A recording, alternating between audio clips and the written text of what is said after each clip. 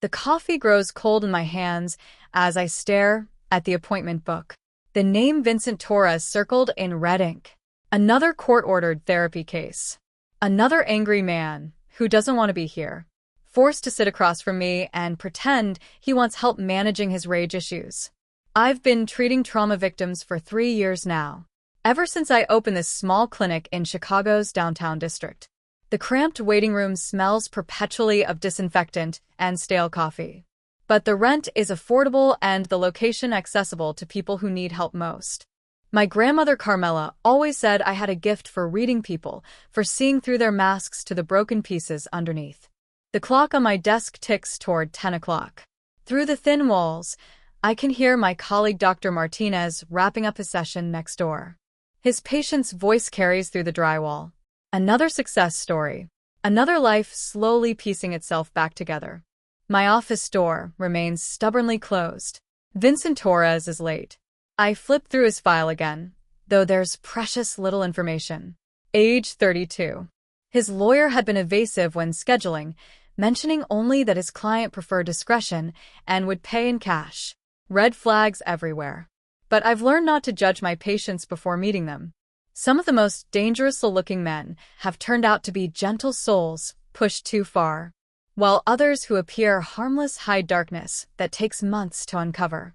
A sharp knock interrupts my thoughts. Not the hesitant tap of someone nervous about therapy, but the confident rap of someone accustomed to having doors open for them. "Come in," I call, straightening my shoulders and arranging my features into professional calm. The man who enters fills the doorway completely. Tall, easily 6 feet 3 inches, with the kind of presence that makes the small office feel suddenly cramped. Dark hair, impeccably styled. Expensive charcoal suit that probably costs more than I make in a month. But it's his eyes that catch me. Pale blue-gray like winter ice. Scanning my office with calculated assessment. He moves with predatory grace. Each step deliberate and controlled. The scent of cedar and something darker, more dangerous, follows him into the room. His gaze sweeps over my diplomas on the wall. The worn furniture, the wilted plant by the window, cataloging everything with the thoroughness of someone accustomed to evaluating threats. Dr. Morgan, I presume. His voice carries a slight accent I can't quite place. Smooth as aged whiskey with an underlying edge that makes my pulse quicken involuntarily. "Mr. Torres." I gesture to the chair across from my desk. "Please have a seat." He doesn't sit immediately. Instead, he continues his visual inventory of my space, and I find myself fighting the urge to fidget under his scrutiny. There's something magnetic about his presence, a dark charisma that demands attention, even as it sets off every warning bell in my head.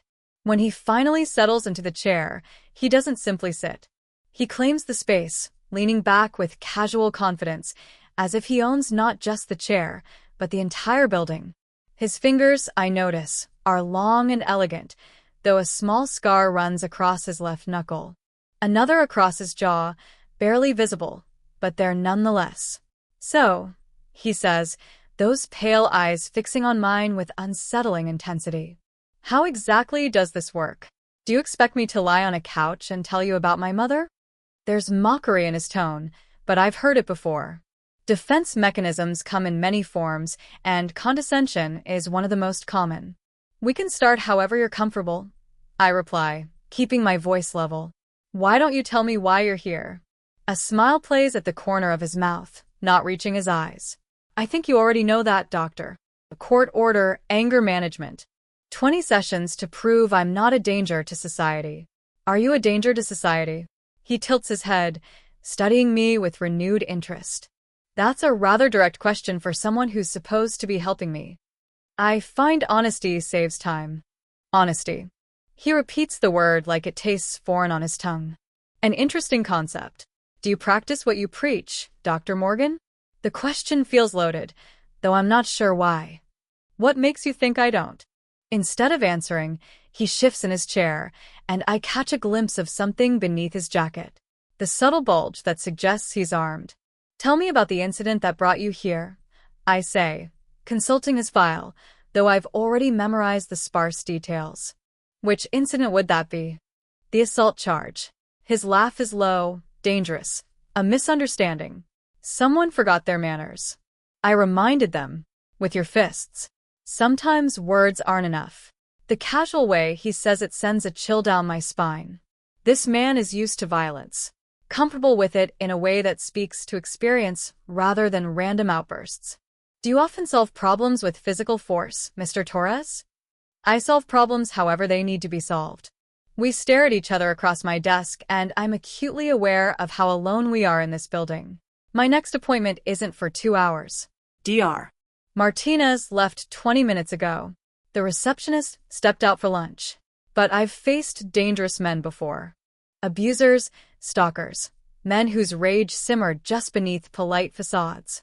The key is never showing fear, never letting them sense weakness. That must be exhausting, I observe, always being ready for a fight. Something flickers in his expression, surprised perhaps that I'm not cowering or trying to placate him. You're not what I expected, he admits. What did you expect? Someone older, more intimidated. Sorry to disappoint. That almost smile returns. I didn't say I was disappointed. The way he says it makes heat crawl up my neck, though. I can't tell if it's from anxiety or something else. Almost entirely. There's something predatory in how he watches me, but also something appreciative, as if I've passed some test I didn't know I was taking. The session continues for another 30 minutes. He deflects most of my questions with questions of his own, turning our conversation into a verbal chess match where I'm constantly 2 moves behind. He's intelligent. I'll give him that. Dangerously so. When our time is up, he stands with fluid grace, straightening his jacket with movements that seem practiced. As he reaches for the door handle, he pauses, patting his pockets as if searching for something. Damn, he mutters, pulling out a crisp $100 bill. It flutters to the floor between us, landing at my feet. I stare at the money, then at him. He's watching me with those pale eyes, waiting, testing. I bend down and pick up the bill, feeling the expensive paper between my fingers. For a moment, the office is completely silent, except for the hum of the air conditioning and the distant sound of traffic outside. Then I tear it in half. His eyebrows shoot up, genuine shock replacing his calculated composure. I tear it again and again until the $100 bill becomes confetti in my palm. Mr. Torres, I say, my voice steady despite my racing heart. If you want to test people's character with money, I recommend trying a casino. They love that sort of game. This is a psychology office, not a social laboratory. You pay for my consultation with a credit card or check, like any civilized person. I'll see you next Thursday at 10 o'clock. I drop the paper pieces into my wastebasket and meet his stare directly for the first time since he walked into my office. Vincent Torres is speechless. His mouth opens slightly, then closes. Those calculating eyes search my face, as if trying to solve an impossible equation. Finally, he nods once. Next Thursday at 10 o'clock. The door closes behind him with a soft click, and I sink back into my chair, only then realizing my hands are shaking. Through my window, I watch him walk to a sleek black sedan where a large man in a dark suit holds the passenger door open. The car pulls away with expensive silence. I've just made either the biggest mistake of my professional career or possibly my life. But as I stare at the scattered pieces of money in my trash can, I can't bring myself to regret it. The flowers arrive on Tuesday morning, 3 days after our first session. 24 white orchids arranged in a crystal vase that probably costs more than my monthly student loan payment. The delivery man apologizes for the early hour, but I suspect Vincent Torres doesn't care about conventional etiquette. There's no card, but I know who sent them. The extravagant gesture screams of a man accustomed to buying his way out of problems or into people's good graces. I carry the arrangement to the waiting room and set it on the side table where other patients can enjoy it. By afternoon, Mrs. Chun from my 3 o'clock appointment is asking if she can take a few stems home. I tell her to take as many as she wants. Wednesday brings chocolates. Thursday, an envelope containing tickets to the symphony, each gift more expensive than the last. Each one finding its way to other patients or the donation bin at the local shelter. If Vincent thinks he can charm or buy his way through therapy, he's about to learn otherwise. Friday morning, I discover a woman in an expensive pantsuit waiting in my office when I arrive. She introduces herself as Rebecca Walsh, Vincent's assistant, and explains that he'd like to schedule additional sessions beyond his court-mandated requirements. Mr.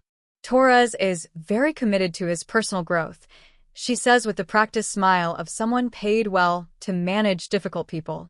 How committed? I ask, settling behind my desk. He's prepared to pay double your usual rate for twice-weekly sessions. I study her carefully. She's polished, professional, and clearly uncomfortable with whatever instructions she's been given.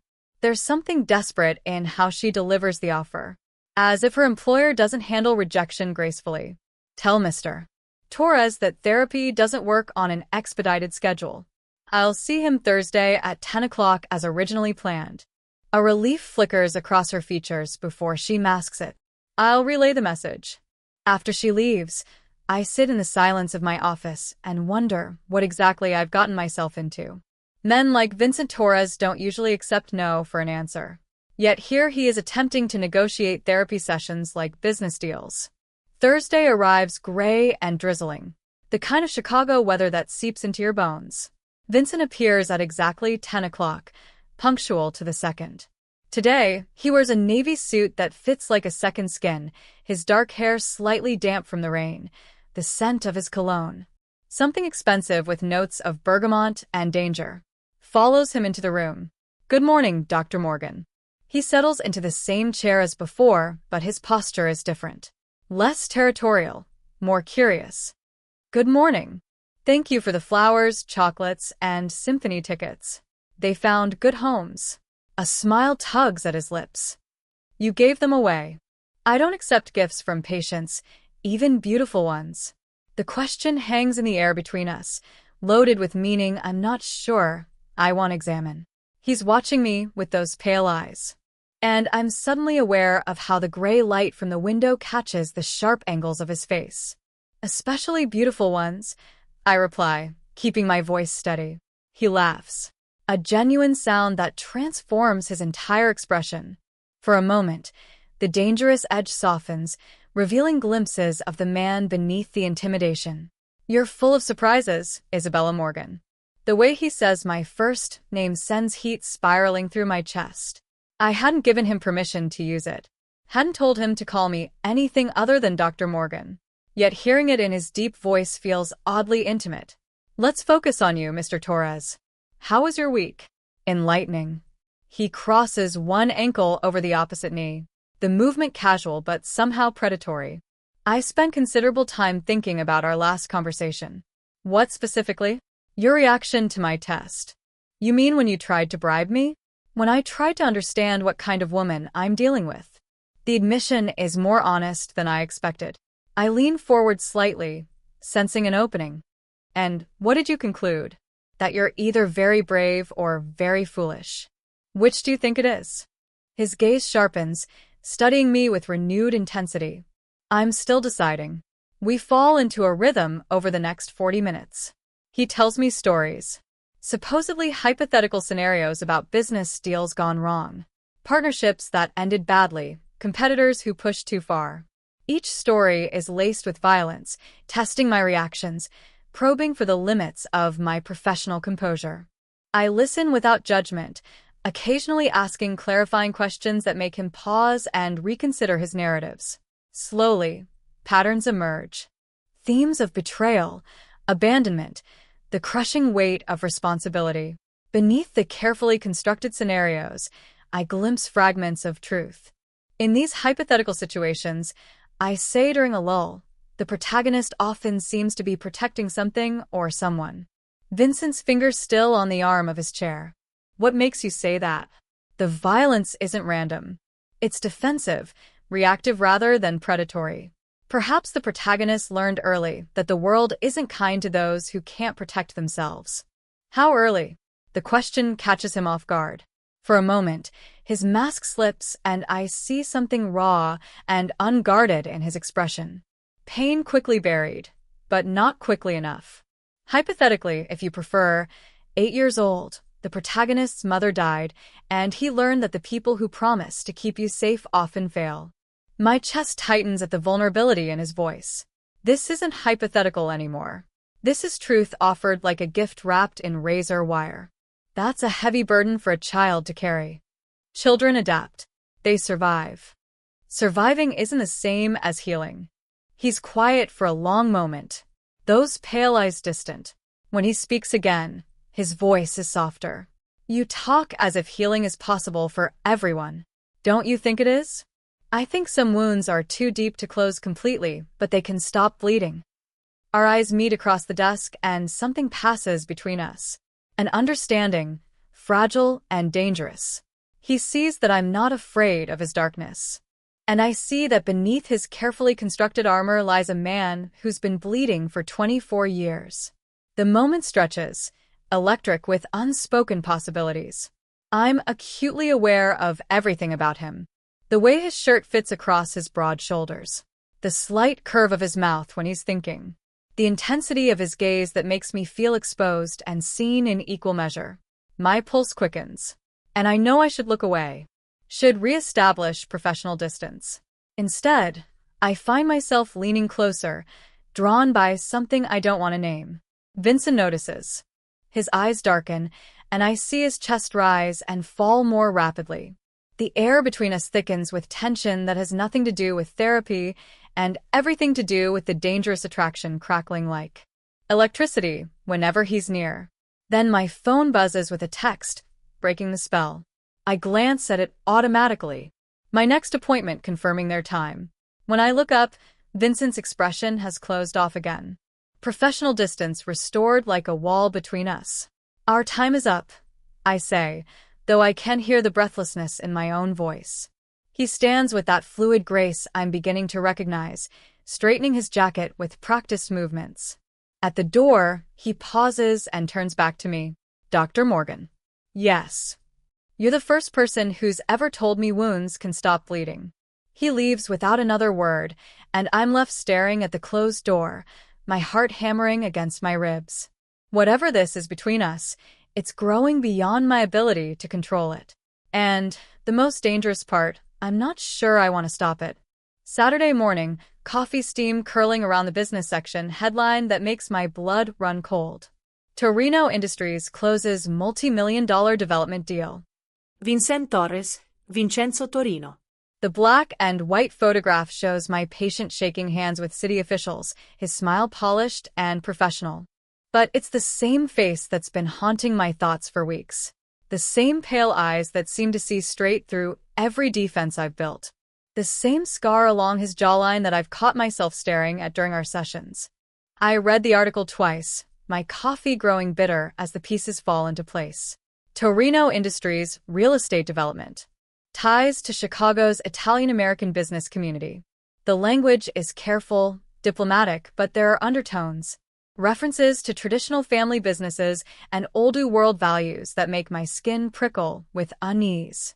My hands shake as I open my laptop and begin searching. The deeper I dig, the clearer the picture becomes. The Torino family has roots in Chicago dating back 3 generations. Legitimate businesses on the surface. Construction, restaurants, waste management, but underneath whispers of connections that respectable newspapers won't print. Forum posts quickly deleted, court documents sealed, investigators who suddenly transferred to other cases. By Sunday night, I've assembled a disturbing portrait. The Torino name appears in federal investigations dating back to the 1970s. Always peripheral, never central. Always protected by expensive lawyers and convenient alibis. The kind of family that throws charity galas while bodies wash up in Lake Michigan. Vincent Torres doesn't exist. He's a carefully constructed identity for a man whose real name carries weight I'm only beginning to understand. And I've been alone in a room with him for 3 weeks. I close the laptop and stare at my reflection in the black screen. 3 weeks of gifts and games and stories that I now realize weren't hypothetical at all. The violence he described, the betrayals, the protective instincts, all real, all dangerous, all sitting in my office every Thursday at 10 o'clock, watching me with those storm-gay eyes while I pretend to help him manage his anger. Sleep evades me Sunday night. I lie in my small apartment listening to sirens wail through the Chicago streets.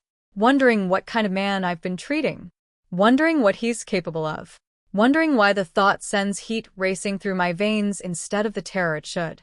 Monday drags by in a haze of routine appointments, but I can't focus. Every patient seems like a pale shadow compared to the intensity Vincent brings to my office. Mrs. Chun talks about her anxiety, but all I can think about is the way Vincent's fingers curve when he's thinking. Mr. Rodriguez describes his depression, and I find myself remembering the rough timbre of Vincent's voice when he mentioned his mother. By Tuesday, I've convinced myself I imagine the danger. By Wednesday, I'm rehearsing speeches about professional boundaries and appropriate patient relationships. By Thursday morning, I've memorized a dozen different ways to confront him, each one more inadequate than the last. The expensive cologne, bergamot, and something darker fills my office the moment he enters. The predatory grace, the way he commands space, the casual confidence that speaks of a man accustomed to having his orders obeyed. It all makes sense now. This isn't a successful businessman with anger issues. This is something far more dangerous. Good morning, Isabella. The use of my first name no longer surprises me, though it still sends heat racing through my veins like electricity through copper wire.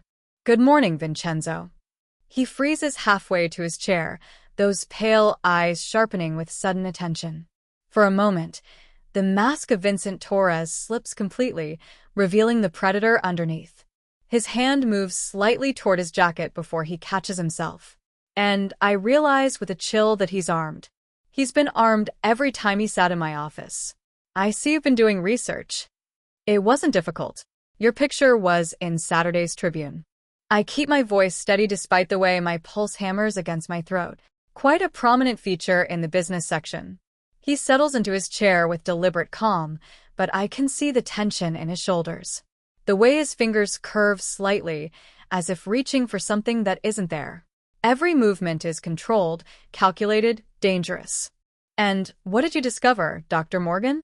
Enough to know that Vincent Torres is a fiction. Most identities are to some degree not like this. I lean forward, meeting his gaze directly despite the warning signals firing through my nervous system. Jure Vincenzo Torino.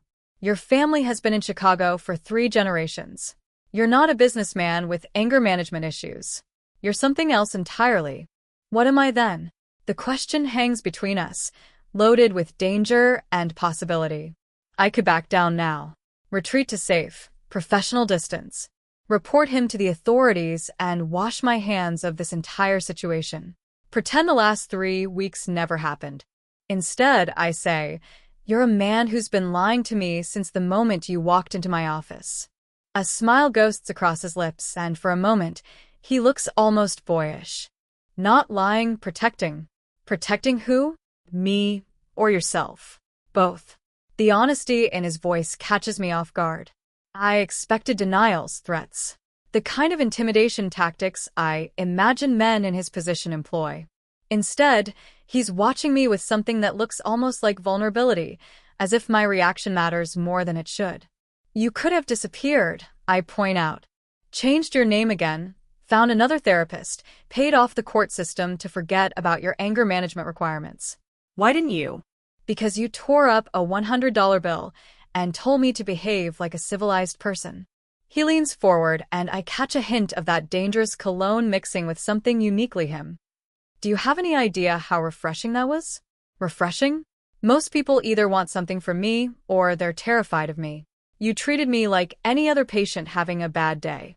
You're having a bad day. A very long 24-year bad day. The observation hits its mark. Something flickers in his expression. Surprise, recognition, and something deeper that makes my chest tighten with an emotion I don't want to examine too closely. You still don't understand what you're dealing with, he says softly. Then explain it to me. I can't. Can't or won't. Both. He runs a hand through his dark hair, the perfect styling becoming slightly mussed. The gesture makes him look younger, more human.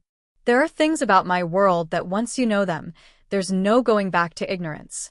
And ignorance, Isabella, might be the only thing keeping you safe.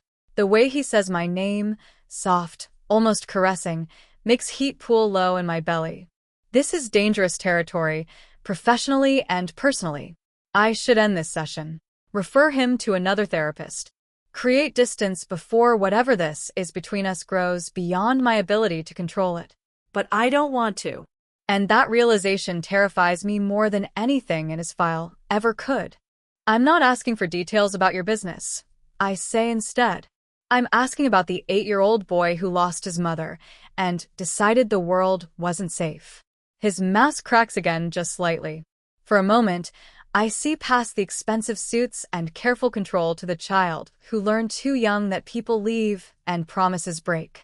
That boy learned to protect himself and everyone else around him when necessary, even when it's destroying him from the inside out. We stare at each other across the desk, and I can feel the electric tension that's been building for weeks, crackling in the air between us. He's beautiful in the way predators are beautiful, dangerous and magnetic and utterly compelling. Every instinct screams that I should run, but a deeper part of me wants to stay, wants to understand the darkness behind those storm gray eyes. You should run from this office and never look back. But you don't want me to. No. His eyes darken, pupils dilating slightly. I don't. How the rest of the world has faded away until there's nothing but this man and the dangerous electricity sparking whenever he's near. Vincenzo. His real name feels foreign on my tongue, intimate in a way that makes my skin flush. Say it again. The request catches me off guard. There's something raw in his voice, vulnerable in a way that makes my chest ache. Vincenzo. Better. He closes his eyes briefly, as if savoring the sound. No one's called me that in years. Not the way you say it. How do I say it? Like it belongs to a man instead of a monster. The pain in those words cuts through me like a blade. Whatever else Vincenzo Torino might be, he's also a man who sees himself as something terrible, something unworthy of gentleness. The fact that you're not Vincent Torres doesn't change anything, I tell him. You still need help processing your trauma. You still deserve to heal. Something shifts in his expression. Surprise giving way to something softer, more vulnerable than anything I've seen from him before. Even knowing who I really am. Especially knowing who you really are. He's quiet for a long moment. Those storm gray eyes searching my face, as if trying to memorize every detail. When he speaks again, his voice is rough with emotion. Every woman I've ever known wanted either my money, my power, or was terrified of both. You're the first who wants to understand the person underneath. Maybe that's because I see the person you could be, not just the one you've had to become. The words hang in the air between us. Honest and dangerous. He stands slowly. Movements fluid despite the tension radiating from his frame. At the door, he pauses without turning around. Isabella. Yes. Be careful, please. His voice is soft, almost pleading. My world has a way of destroying beautiful things. Then he's gone, leaving me alone with the echo of his words and the terrifying realization that somewhere in the last 3 weeks, Vincent Torres had stopped being just another patient and become something infinitely more dangerous, something that might be worth the risk. The black sedan appears outside my apartment building on Friday evening, sleek and menacing against the amber glow of streetlights. I notice it from my 3rd-floor window as I water my small herb garden. The same ritual I've performed every evening for 2 years. But tonight, something feels different. The car sits too still, too perfect, like a predator waiting. I tell myself I'm being paranoid. Chicago is full of expensive cars, and this neighborhood, while not wealthy, isn't completely devoid of success stories. But my hands shake as I close the blinds, and I can't shake the feeling that whatever world Vincenzo belongs to has finally noticed my existence. The car is gone by morning, but the unease remains. I catch myself checking over my shoulder during my Saturday grocery run, scrutinizing faces in the produce section, wondering if the man reading a newspaper by the coffee shop is really interested in current events or something else entirely. By Monday, I've almost convinced myself it was nothing almost. That's when Rebecca Walsh appears in my office again, her usual polished composure cracked around the edges. She closes the door behind her with more force than necessary, and I notice her hands trembling as she approaches my desk. Dr. Morgan, I need to speak with you about Mr. Torres. If this is about scheduling additional sessions now. Her voice is sharp, urgent. It's about your safety. Ice floods my veins. I set down my pen carefully, forcing my expression to remain neutral despite the alarm bells screaming in my head. What do you mean? Rebecca glances toward the window, then back at me. There are people asking questions about Vincent's therapy arrangements. People who don't understand the nature of your professional relationship. What kind of people? The kind who don't ask politely. She leans forward, lowering her voice. Vincent wanted me to warn you. He's handling the situation, but until it's resolved, you need to be careful. Careful how? Stay aware of your surroundings.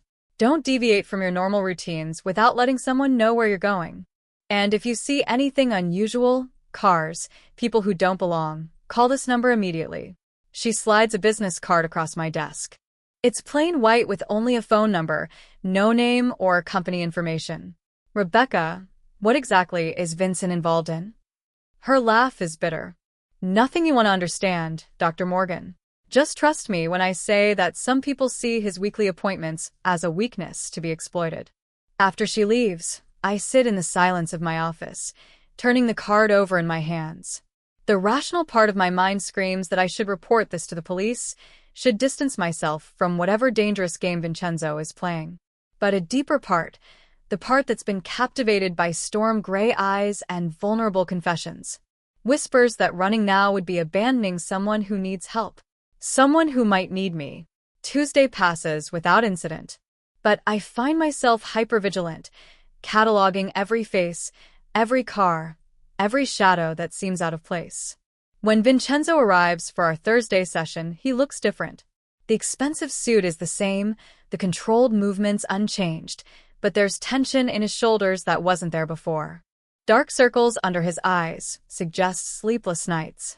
And I notice his hand resting casually near his jacket in a way that seems anything but casual. You spoke with Rebecca, he says without preamble, settling into his chair with predatory grace. She was concerned about my safety. She was right to be. The admission sends fear racing through my bloodstream, but also something else. Something that feels dangerously like anticipation. Tell me what's happening, Vincenzo. He studies me for a long moment. Those pale eyes searching my face. There's a family in this city who believes I've grown soft. They think my weekly visits to a therapist indicate weakness, vulnerability they can exploit. The Benedetti family. His eyebrows rise slightly. You have been doing research. I'm a fast learner. What do they want? Territory, influence, the usual things men kill for. His voice is casual, matter of fact, as if discussing the weather rather than murder. They've decided that my apparent psychological dependence on you makes me an easier target. Psychological dependence? Something flickers in his expression. Their words, not mine. Are they wrong? The question hangs between us, loaded with implications neither of us is ready to acknowledge. His fingers drum against the chair arm. The only sign of agitation he allows himself. That's a dangerous question, Isabella. Why? Because if the answer is yes, it puts you in more danger than you can possibly imagine. Before I can respond, my office window explodes inward in a shower of glass and splintered wood. I throw myself sideways as gunfire erupts from the street below. Automatic weapons turning my peaceful therapy space into a war zone. Vincenzo moves with inhuman speed, launching himself across the desk to cover my body with his own as bullets tear through the air where I'd been sitting moments before. His weight presses me against the floor, solid and warm and alive while chaos reigns around us. Stay down, he growls against my ear, his breath hot against my neck. I feel rather than see him reach inside his jacket, the metallic slide of a weapon being drawn. In the span of heartbeats, the man I've been trying to heal transforms into something lethal and terrifying. How many? I whisper, though I'm not sure why. 6, maybe 7. His voice is calm, professional, as if he's conducting a business meeting rather than planning a counterattack. They're amateurs. Benedetti's nephew thinks quantity compensates for quality. More gunfire peppers the wall above us, sending plaster raining down like snow. Through the shattered window, I can hear shouting, car doors slamming, the squeal of tires on asphalt. Isabella, listen to me carefully. Vincenzo's free hand cups my face, forcing me to meet his eyes. When I move, you're going to crawl behind my desk and stay there until I come back for you. Do you understand? Where are you going? To remind these idiots why people fear the Torino name. The smile that crosses his face is nothing like the careful expressions I've grown accustomed to in our sessions. This is something feral and dangerous. The predator finally unleashed. He rises in one fluid motion, and suddenly, my quiet therapy office becomes a battlefield. I catch glimpses of him moving through the chaos, rolling behind my bookshelf as bullets shred the leather volumes, returning fire with precision that speaks to extensive training, advancing on his attackers with the focused intensity of a man born to violence. The sounds are deafening. Gunfire, breaking glass, shouts in languages I don't recognize. But underneath it all, I hear Vincenzo's voice, cold and controlled, speaking rapid Italian into what must be a phone. Within minutes, the tide turns. The random spray of automatic weapons gives way to disciplined, targeted shots. Through the destroyed window, I see black sedans arriving like sharks drawn to blood, disgorging men in dark suits who move with military precision. The amateur gunfire stops abruptly, replaced by screaming, begging, the wet sounds of violence that make my stomach churn. Then silence. Vincenzo appears beside my desk, kneeling down to meet my eyes. There's blood on his shirt. Not his own, I realize with a mixture of relief and horror, and his hair is disheveled, but he's very much alive. Are you hurt? His hands move over me with gentle efficiency, checking for injuries. I shake my head, not trusting my voice. The adrenaline is beginning to fade, leaving me shaky and disoriented. Good. He helps me to my feet, steadying me when my legs threaten to give out. We need to leave now. The police won't be coming. This will be handled internally.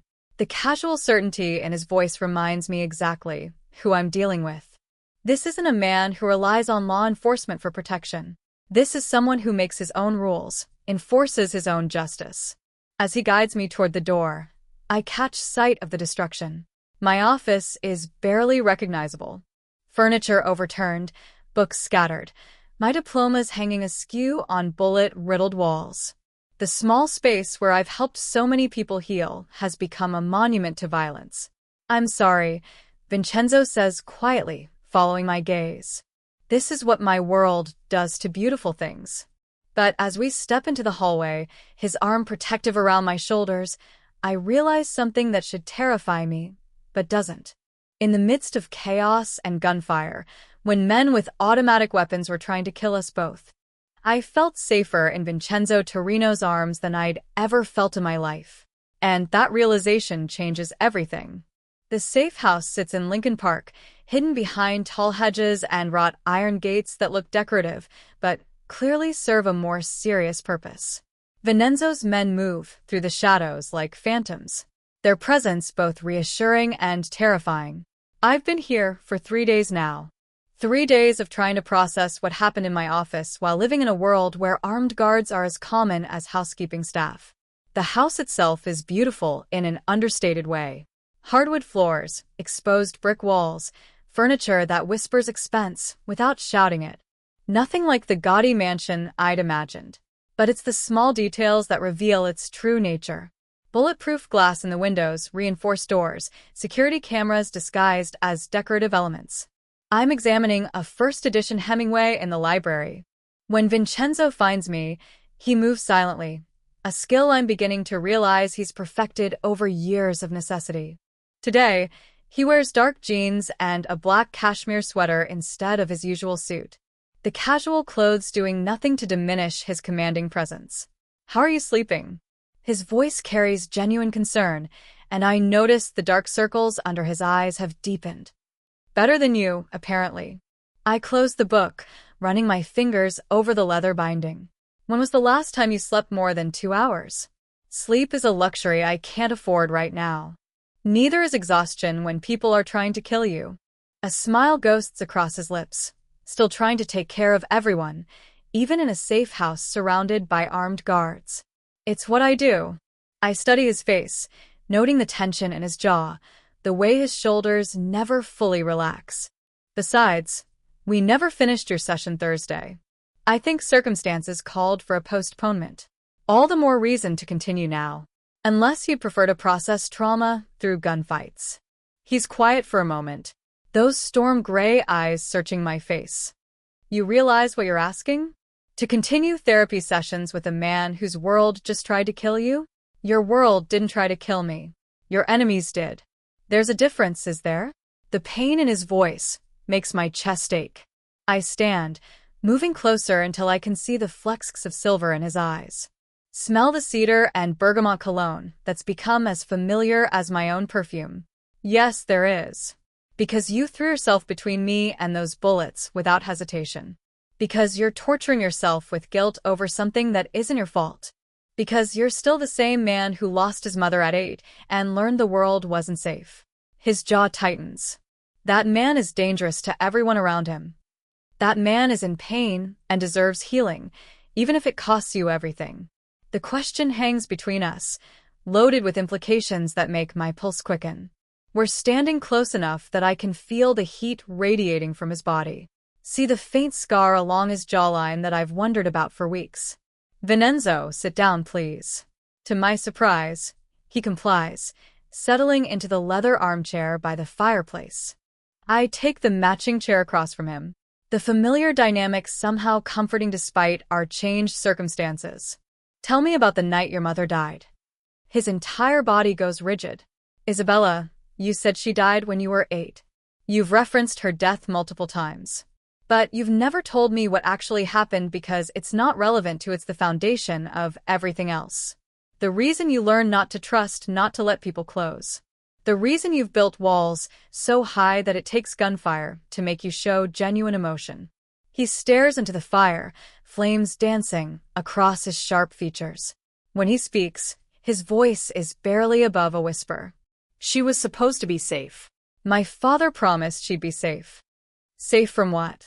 The Benedetti family. Even then, they wanted what we had. Territory, respect, fear. His hands clench into fists. There was supposed to be a meeting. Neutral ground. A chance to resolve things peacefully, but it wasn't peaceful. They shot her car full of holes on Lakeshore Drive. 8 bullets through the windshield, 4 through the side windows. She died instantly, they said. Didn't suffer. The raw pain in his voice cuts through me like a blade. This isn't the controlled businessman or the dangerous predator. This is an 8-year-old boy who watched his world explode into violence and blood. Where were you when it happened? Home. Waiting for her to come back from grocery shopping. She was buying ingredients to make lasagna for my birthday the next day. His laugh is bitter, broken. I kept asking my father when she was coming home. He didn't tell me she was dead until the next morning. So, you spent your 8th birthday learning your mother had been murdered. I spent my 8th birthday learning that promises of safety are lies people tell to make themselves feel better. I leaned forward, aching to touch him, to offer some kind of comfort. Is that why you couldn't save the men who attacked my office? His eyes snapped to mine, sharp and dangerous. Those men tried to kill you. They forfeited any right to mercy the moment they pulled triggers in your direction. But you could have wounded them, disabled them. Instead, you killed them all. Yes, because you couldn't protect your mother, but you could protect me. The words hit their mark. Something crumbles in his expression, the careful control finally cracking to reveal the devastation underneath. I was 8 years old and helpless, he whispers. I couldn't save her. I couldn't even understand why she wasn't coming home. I rise from my chair, unable to maintain professional distance when he's bleeding emotionally in front of me. What happened to your mother wasn't your fault. You were a child. A child who grew up to become exactly what killed her. No. I kneel beside his chair, placing my hands over his clenched fists. You grew up to become someone who protects people instead of destroying them. Someone who goes to therapy instead of just burning the world down. Someone who's capable of change. His eyes meet mine, and I see something I've never seen before. Hope. Fragile and afraid to believe in itself. You really think I can change? I think you already have. The man who threw money at me to test my character is gone. The one who threatened his way through our first session disappeared weeks ago. The man sitting here now is someone who cares more about my safety than his own reputation. Isabella, my name on his lips sounds like a prayer. I never meant for you to get hurt when I saw those guns pointed at you. You saved me. I put you in danger in the first place. No, your enemies did that. You just refused to let them succeed. We stare at each other in the firelight, and something shifts between us. The careful boundaries I've maintained, the professional distance that's kept us both safe, crumbles like sand castles against the tide. You're the first person who's ever made me want to be better, he says softly. Not stronger, not more feared. Better? You are better. You just can't see it yet. He reaches up to cut my face, his thumb tracing along my cheekbone with exquisite gentleness. You make me believe I could be the man my mother wanted me to become instead of the one her death created. The raw vulnerability in his voice undoes me completely. This isn't just patient and therapist anymore. This is a man and woman who've seen each other's souls and found something worth fighting for. Vincenzo, I whisper, leaning into his touch. Tell me to stop. He breathes, his thumb brushing across my lower lip. Tell me this is crossing lines we can't uncross. Instead, I rise up and press my lips to his. The kiss is gentle at first, tentative, as if we're both afraid of breaking something precious. But then his arms come around me, pulling me closer, and gentleness gives way to desperate need. I taste the salt of tears I didn't realize he'd shed. Feel the tremor in his hands as they frame my face. When we finally break apart, both breathing hard, he presses his forehead against mine. I love you, he whispers, the words torn from somewhere deep inside him. God, help me. I love you, and I don't know how to keep you safe from what I am. Then let me help you become something different, even if it takes a lifetime. I smile, my own eyes blurring with tears. Especially if it takes a lifetime. Outside, armed guards patrol the grounds and enemies plot our destruction. But inside this room, beside the dancing firelight, we found something worth rebuilding a life around. Something worth the risk of hoping again. 2 weeks later, I formally submit my termination of the therapeutic relationship between Dr.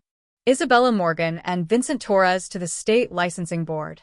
The paperwork sits heavy in my hands as I seal the envelope, officially ending what began as court-ordered anger management and evolved into something that changed both our lives forever. The ethics are clear. I cannot continue treating a patient with whom I've developed romantic feelings. But more than that, Vincent Torres was a fiction created to protect Vincenzo Torino. And the man I've fallen in love with deserves honesty in all things. The safe house has become our world for these past 2 weeks. A sanctuary where we've learned each other's rhythms without the constraints of professional boundaries. I wake each morning to the scent of espresso and the sound of Vincenzo speaking rapid Italian on his phone, conducting business from the kitchen island while scrambling eggs with the other hand. He cooks the way he does everything else with precision and confidence, but also with a gentleness I don't think many people get to see. The licensing board accepted your termination, he says, ending his call and sliding a plate across the marble counter. Rebecca filed it yesterday. Good. I accept the perfectly prepared eggs, noting how he's remembered exactly how I like them. Slightly runny, with cracked black pepper.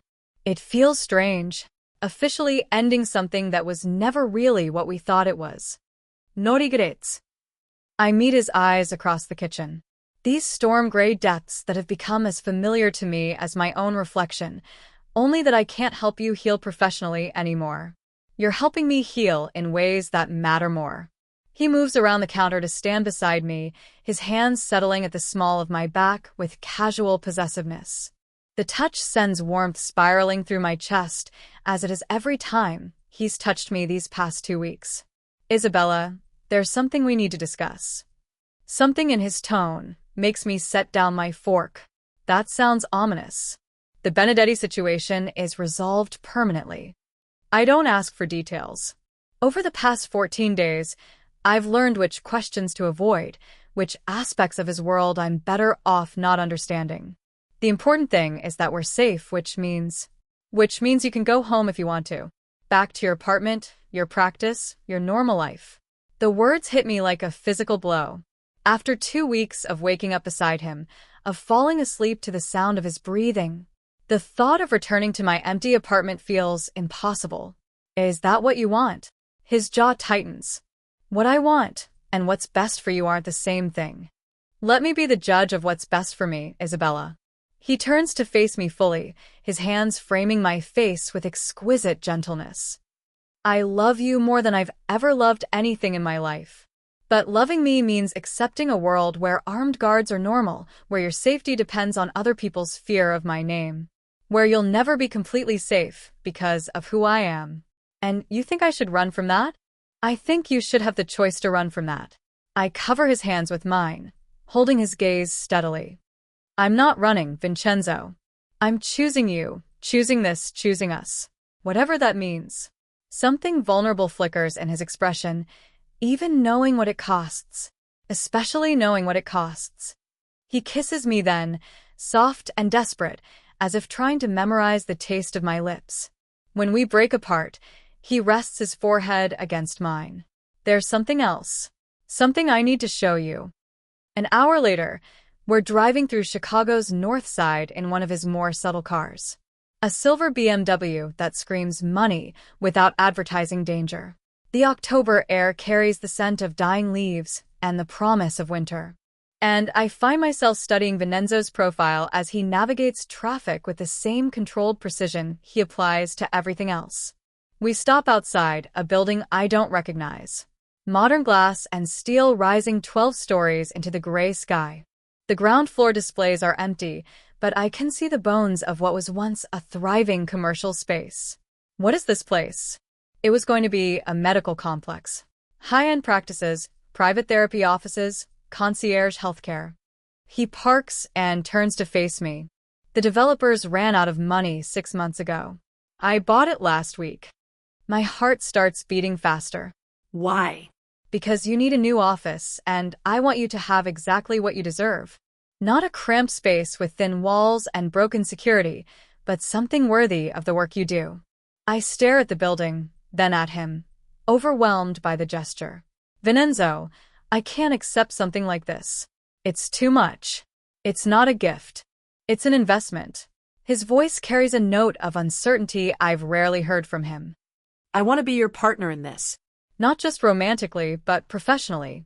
You could build something here. Help people the way you helped me. What are you saying?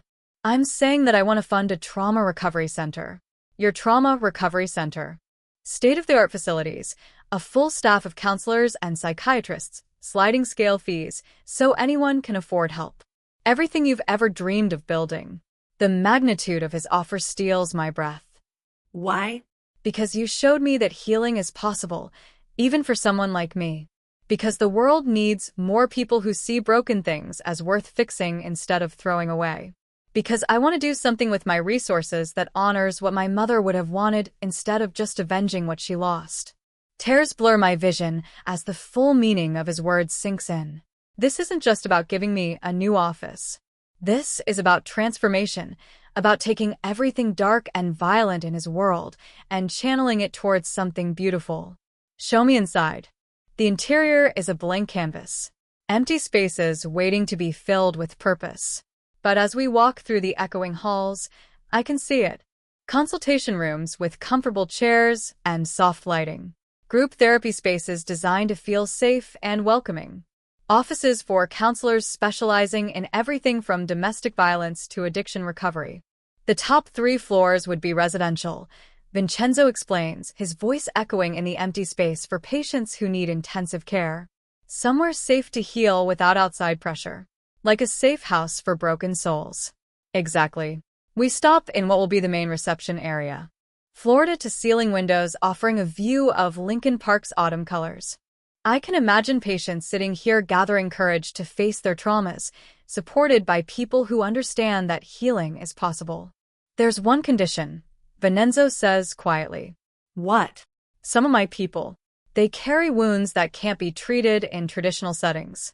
Men who've done terrible things, who've been damaged by terrible things, who need help but can't risk exposure to law enforcement or conventional health are. I study his face, understanding the request beneath his words.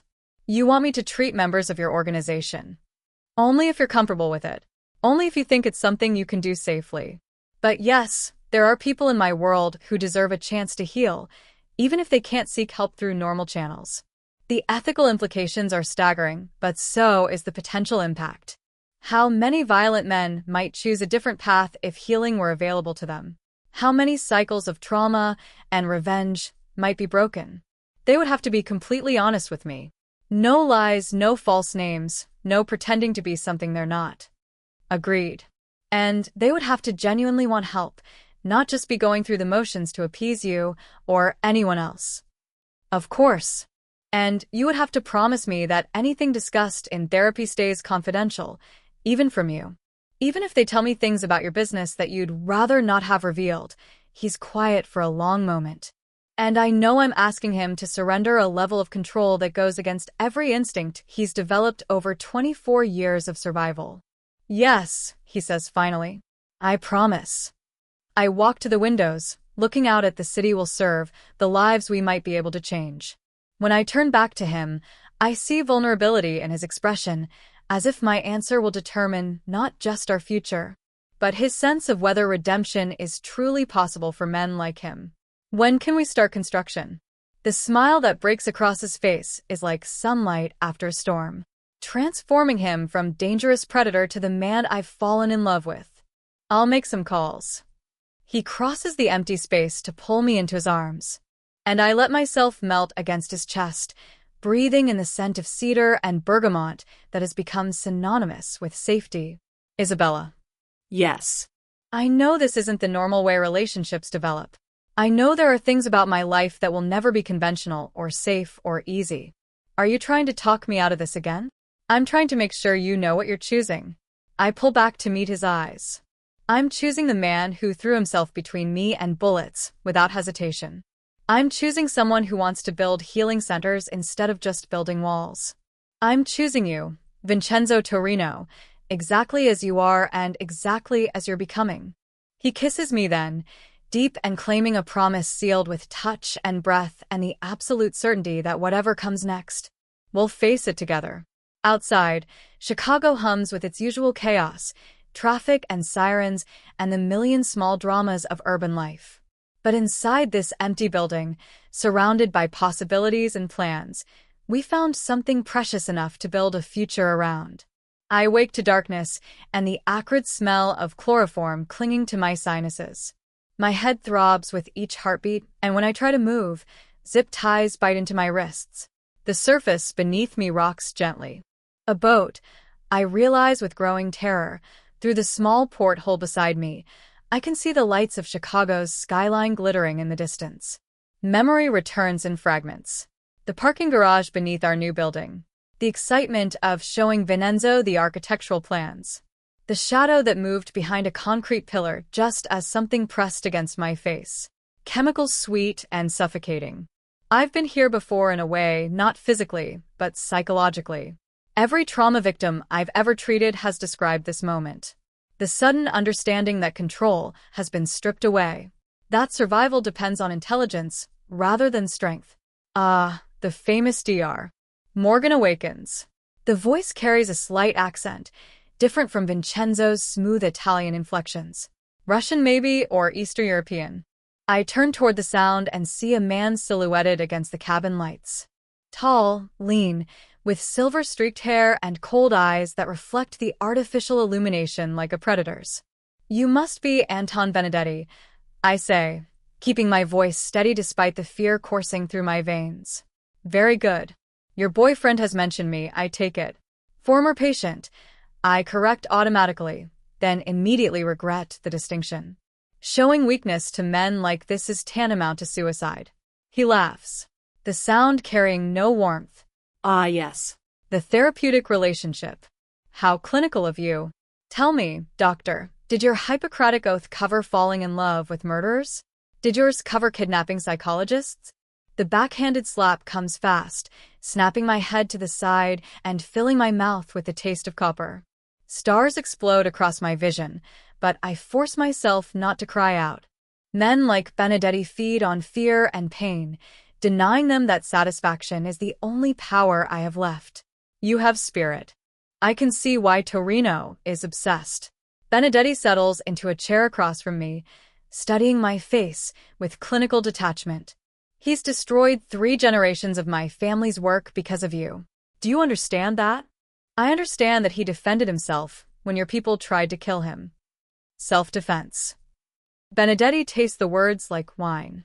Is that what he calls systematically dismantling my organization? Turning my own men against me? Offering them better terms to switch sides? This is news to me. In our 2 months together, Vincenzo has been careful not to discuss business operations in detail. He's too intelligent to rely purely on violence when strategy would be more effective. What do you want from me? I want to watch Vincenzo Torino break. Benedetti's smile is razor-sharp. He spent 20 years building walls around his heart, convincing himself that caring about nothing makes him invincible. Then you walked into his life and undid decades of careful emotional architecture in a matter of weeks. So this is about revenge. This is about balance. He took my son, my nephews, my legacy. Now I take the one thing he values more than power. The casual way he discusses murder makes my skin crawl. But I force myself to think like a therapist. What drives a man like Benedetti? What psychological levers might I be able to manipulate?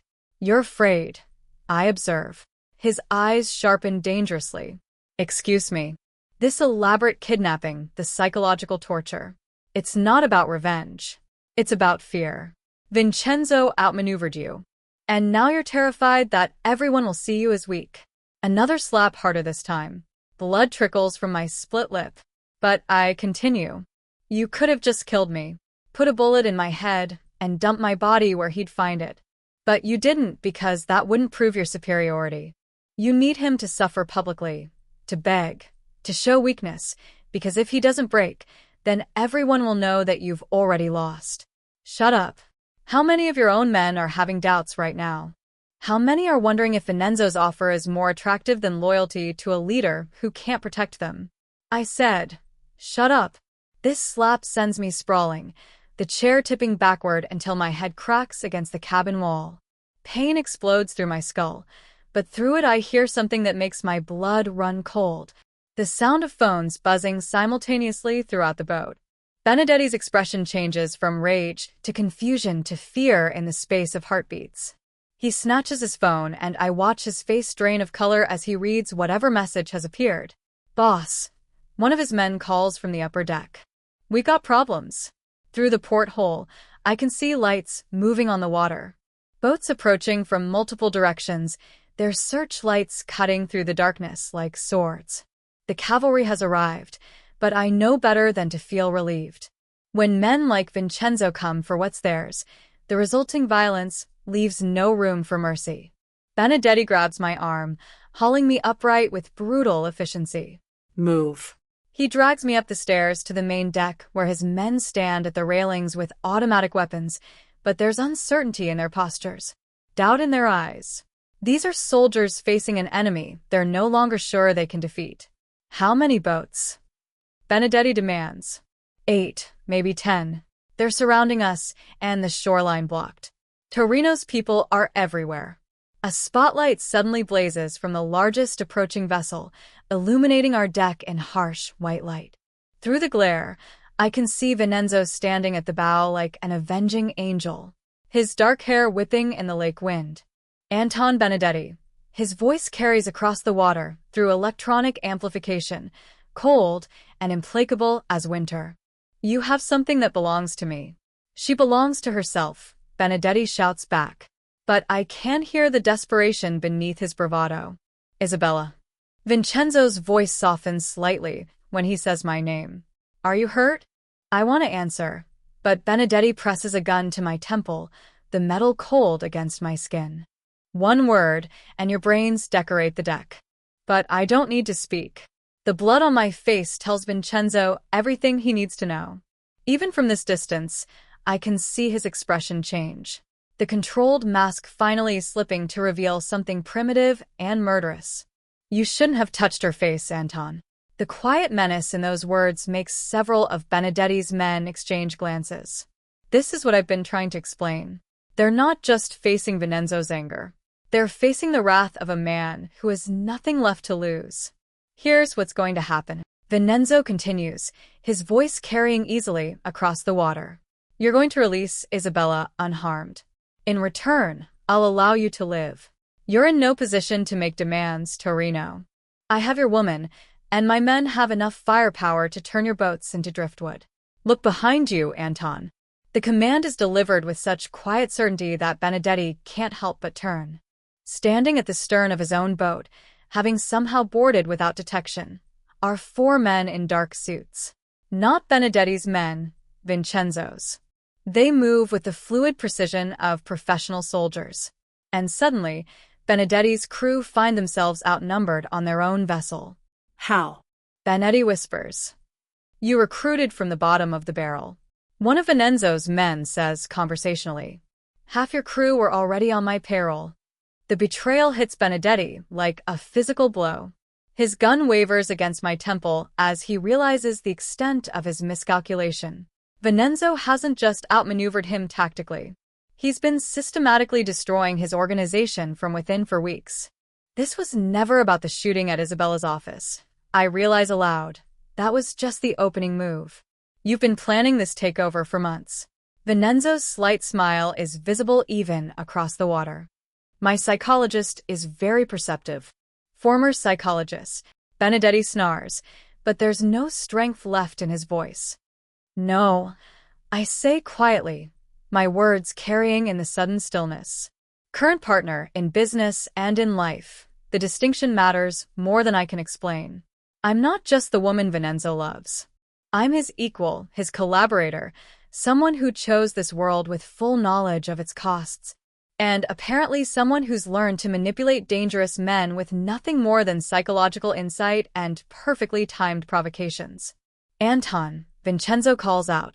You have 30 seconds to release her before I demonstrate why people fear the Torino name, but I'm already moving. Years of treating violent patients have taught me to recognize when someone's grip on reality begins to slip. Benedetti's hand trembles against my temple, his breathing becoming rapid and shallow. He's about to do something desperate and stupid. You know what's interesting about men like you? I say conversationally, as if we're discussing the weather instead of my imminent death. You always underestimate the intelligence of your enemies, especially female enemies. What are you talking about? The chloroform you used. You gave me just enough to knock me unconscious, but not enough to keep me under for the full trip. I've been awake for the last 20 minutes, listening to your men talk, learning the layout of this boat, counting exits and weapons. His grip tightens on the gun. So I know that the man behind you is having doubts about your leadership. I know that your ammunition is running low because you spent most of it on that failed attack at my office. And I know that 3 of your remaining men are texting with Vincenzo's people, negotiating the terms of their surrender. The last part is a guess, but Benedetti's expression tells me I've hit the mark. Paranoia wars with rage in his eyes as he glances around at his own men, no longer sure who he can trust. You're lying. Am I? Check your phone, Anton. See how many of your loyal soldiers have been feeding information to Vincenzo for weeks. He makes the mistake of looking away for a split second, reaching for his phone with his free hand. It's all the opening I need. I drive my elbow backward into his solar plexus while simultaneously dropping to my knees, breaking his grip on both me and the weapon. The gun skitters across the deck as Benedetti doubles over, gasping for air. By the time he recovers, Vincenzo's men have secured the entire vessel, and the man I love is striding across the deck toward me with murder in his storm-gray eyes. Isabella. He kneels beside me, his hands gentle as they check for injuries. Are you hurt? Nothing that won't heal. I manage, though my head still throbs and my wrists are raw from the zip ties. He cuts through my restraints with a knife that appears from somewhere inside his jacket, then helps me to my feet. Only then does he turn his attention to Benedetti, who's been forced to his knees by 2 armed guards. 24 years, Vincenzo says quietly. 24 years I've been waiting for this moment. For revenge, I ask. For justice. The distinction matters to him. I realize this isn't just about satisfying blood lust. It's about closing a circle that began with an 8-year-old boy watching his world explode into violence. But as I watch him approach the man who killed his mother, who tried to kill me, who represents everything dark and broken in both our pasts, I understand something crucial. The man I fell in love with doesn't need to become a monster to protect what he loves. He's already evolved beyond that. He's learned that sometimes the greatest victory isn't in destroying your enemies, but in proving that you've become someone better than they could ever be. 1 year later, I stand before the full-length mirror in St. Alonsis Cathedral's bridal suite, adjusting the delicate lace of my grandmother Carmela's wedding dress. The ivory silk fits perfectly after months of careful alterations, and the antique pearl necklace Vincenzo gave me catches the afternoon sunlight streaming through Gothic stained glass windows. "You look absolutely radiant," Rebecca says from behind me, her reflection appearing beside mine in the ornate mirror. She's been invaluable this past year, helping coordinate not just our wedding, but the complex logistics of launching the Torino Center for Trauma Recovery. Today she serves as my matron of honor, though I suspect her real role is ensuring everything runs with the precision Vincenzo demands in all aspects of his life. I look nervous. I count her, though I can't stop the smile spreading across my face. Terrified, actually, of marrying him or of the wedding itself. Neither. I'm terrified of how happy I am. The admission hangs in the air between us after everything we've survived. The kidnapping, the systematic dismantling of the Benedetti organization, the months of building something beautiful from ashes of violence. Happiness still feels fragile, too precious to trust completely. Through the tall windows, I can see guests arriving at the cathedral. The guest list reads like a who's who of Chicago society, mixed with faces that would make federal prosecutors take notice. Legitimate businessmen sit beside men whose fortunes were built in shadows, united by their respect for the man I'm about to marry. The Torino Center opened 6 months ago, housed in the same building where Vincenzo first showed me his vision for our future. The results have exceeded even my most optimistic projections. We've treated over 200 patients, from war veterans struggling with PTSD to domestic violence survivors to members of various organizations who needed healing but couldn't seek it through traditional channels. The confidentiality we maintain is absolute, the security impenetrable, and the success rate remarkable. Vincenzo kept his promise about letting me treat his people without interference. In fact, he's become one of my greatest success stories. Though I can no longer be his therapist, we work together now as partners in every sense. Him providing resources and protection, while I provide expertise and compassion. A soft knock interrupts my thoughts. My heart skips, hoping it's Vincenzo, despite the superstition about seeing the bride before the ceremony. Instead, Thomas Walsh, Rebecca's husband and one of Vincenzo's most trusted advisors, appears in the doorway. The groom is getting impatient. He reports with a genuine smile. He's threatened to drag you to the altar himself if you're not ready in 10 minutes. Tell him I'm worth waiting for. I think he already knows that. The organ music begins, the processional that will carry me toward my future. Dr. Martinez, my former colleague and mentor, waits to walk me down the aisle when my father refused to attend, claiming he couldn't support his daughter marrying a criminal. Dr. Cheryl Martinez stepped in without hesitation. "Isabella," he says, his eyes bright with unshed tears as the massive doors swing open. "You look beautiful." The cathedral's interior reveals itself in all its Gothic splendor. Every pew is filled, hundreds of faces turning toward us with smiles and tears, and the kind of joy that accompanies witnessing true love triumph over impossible odds. But I only have eyes for the man standing at the altar. Vincenzo wears a midnight blue tuxedo that transforms him into something even more devastating than usual. His dark hair is perfectly styled, his posture commanding even in this moment of vulnerability. When our eyes meet across the length of the cathedral, his carefully controlled mask finally slips completely, revealing wonder and love and gratitude, so profound it takes my breath away. The walk down the aisle feels both eternal and instant. Every step carries me away from the woman I was toward the woman I'm becoming. Past patients smile from the pews. Colleagues from the medical community nod their approval.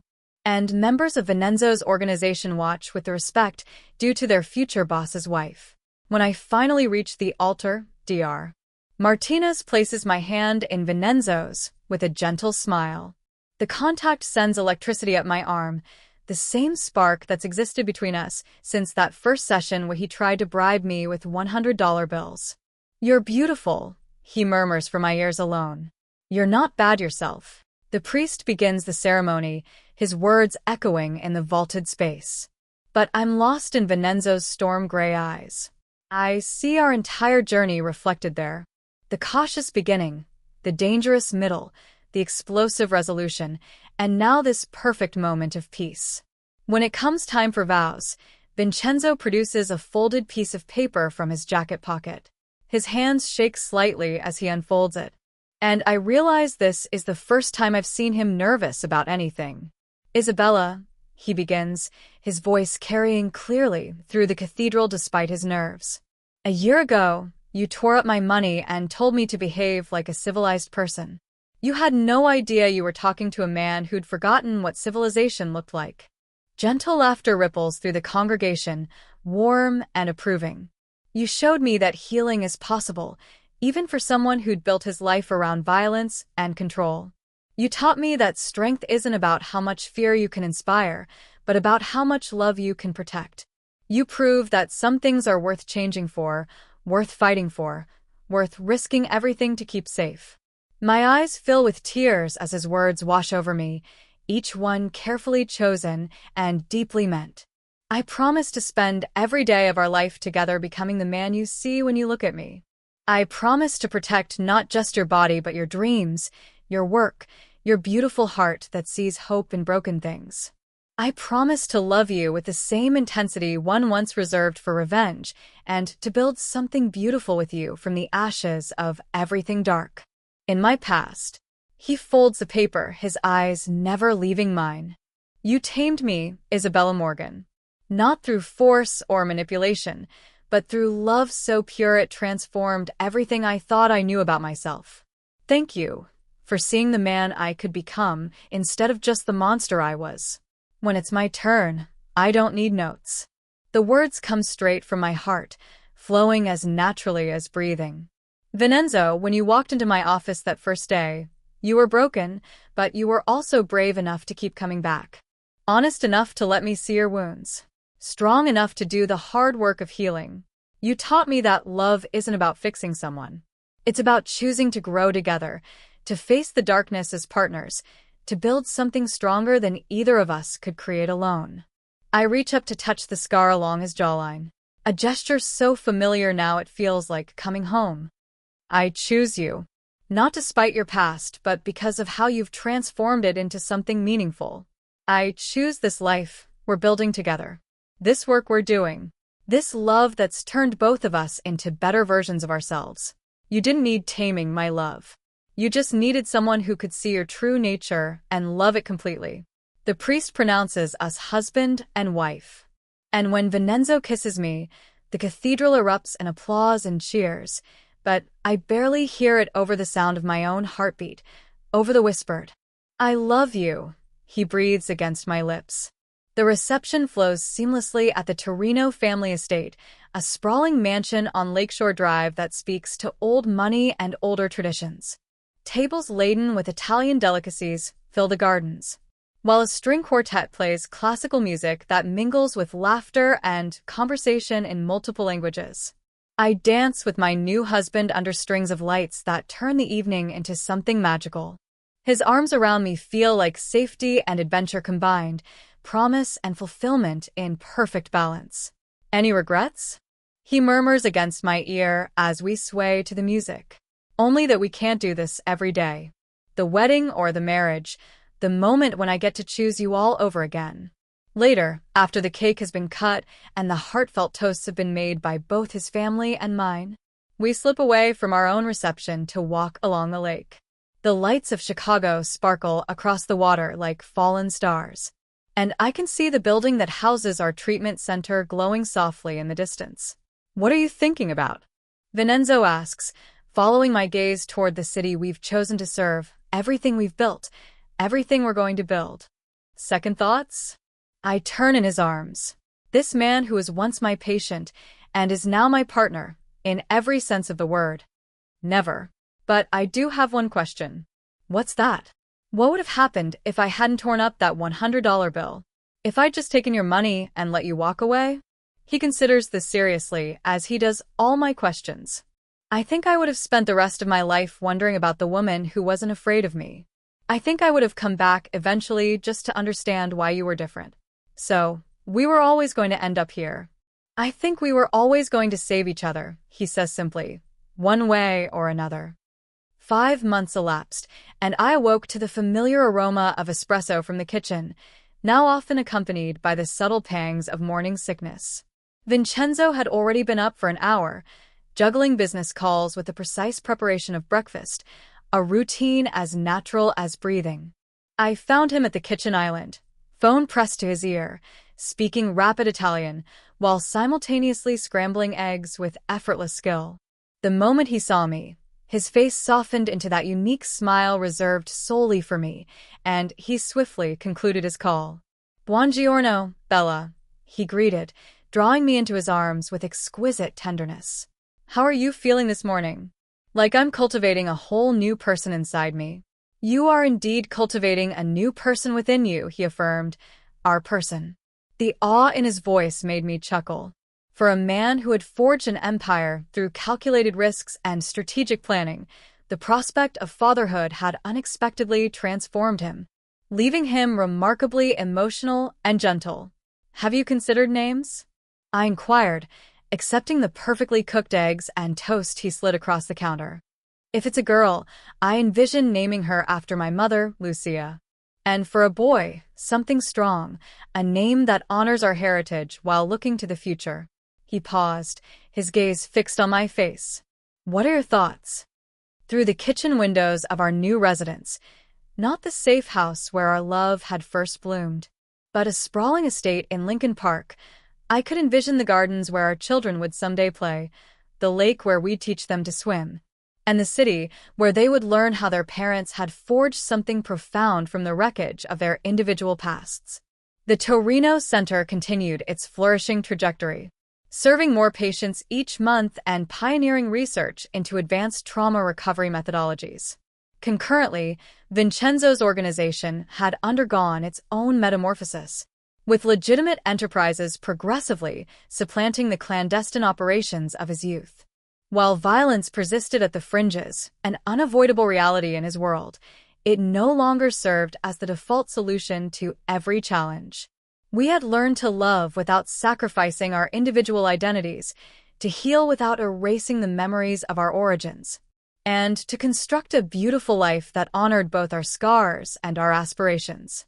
Occasionally, in quiet moments such as these, my thoughts drifted to the woman I once was a year prior, solitary, striving, convinced that love was an extravagance beyond my means.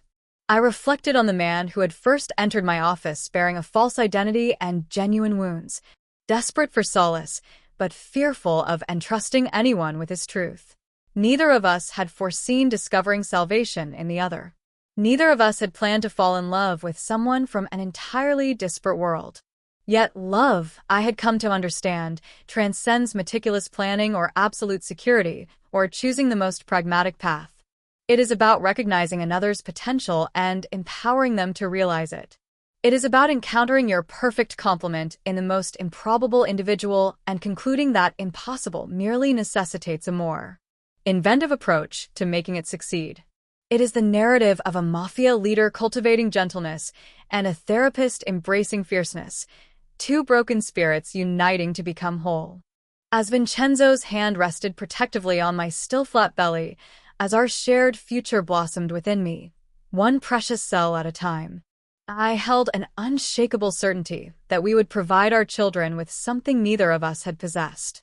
A love story that unequivocally affirmed the possibility of redemption, the reality of healing, and the universal right to a second chance at happiness, especially for those who, like us, initially doubted their deservingness. The man who once probed my integrity with a crisp $100 bill now established healing centers and cultivated legitimate businesses. The woman who had ripped his money, recognizing his dormant potential, now carried his child and embraced his name and his mission to transform lives through empathy and comprehension. We had, in essence, domesticated each other through an affection so profound it reshaped every preconception we held about ourselves and about the boundless possibilities. When two souls commit to healing together,